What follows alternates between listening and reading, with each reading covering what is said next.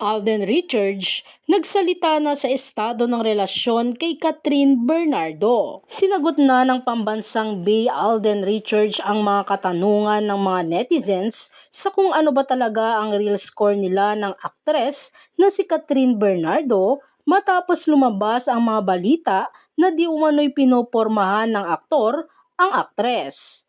Sa pamamagitan ng interview ng GMA7 24 Oras reporter na si Nelson Canlas, sinagot na ni kapuso actor Alden Richards ang tunay na namamagitan sa kanila ngayon ni Catherine Bernardo.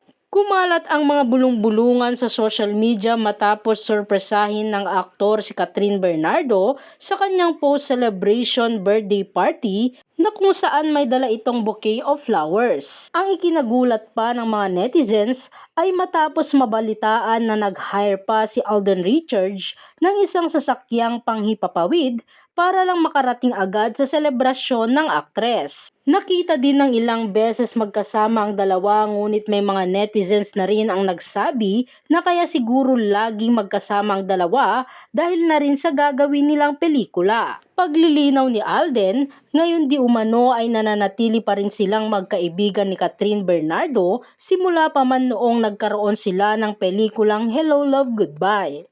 Sa kabila ng pagiging close nila sa isa't isa, mas pinili nilang itago ang kanilang pagkakaibigan sa social media dahil mas importante pa rin umano ang panatilihin lamang ang mga personal na buhay na pribado. Pahayag ni Alden, I was invited and syempre, it was part of her post-birthday celebration with friends and family. Masaya naman. Masaya naman yung naging experience and you can see how happy Kat is right now. Hindi lang din talaga kailangan lagi pamalita sa social media yung mga ganyan. You know, sometimes yung mga personal things that's happening, better be personal na lang. Ang buong pahayag ni Alden Richards. Matatandaan, nagatid nga ng kilig sa maraming netizens ang bagong video ni Catherine Bernardo at Alden Richards. Sa X or dating Twitter, viral ang isang video kung saan mapapanood ang pagdating ni Alden sa post-birthday party para kay Catherine. Kilig na kilig ang maraming netizens dahil may pa-bouquet of flowers at gifts si Alden para kay Catherine. Makikita rin sa nasabing video ang pagbeso at pagyakap ni Catherine kay Alden. Caption pa ng ex-user na Box Office Queen na nag-upload ng video, Kat Den Truthers truly God's favorite?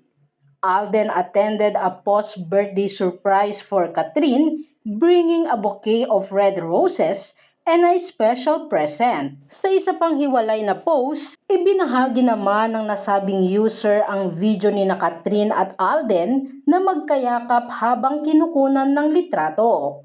Hindi ito ang unang beses na naispatang sweet na sweet si Catherine at Alden. Mas umingay pa ang kanilang pangalan matapos mapansin ng mga netizens na tila may couple ring ang dalawa na kulay itim. Kaya naman hinuha ng mga netizens, tila pinopormahan na ni Alden ang aktres o baka naman may namamagitan na sa kanilang dalawa. Kinilig ang mga netizens kung sakaling magkakaroon ng relasyon ang dalawa dahil tila may spark umanong namamagitan sa kanila. Maraming netizens ang nagsabing baka ito na umano ang panahon para mag-move on ang Aldab at Katniel.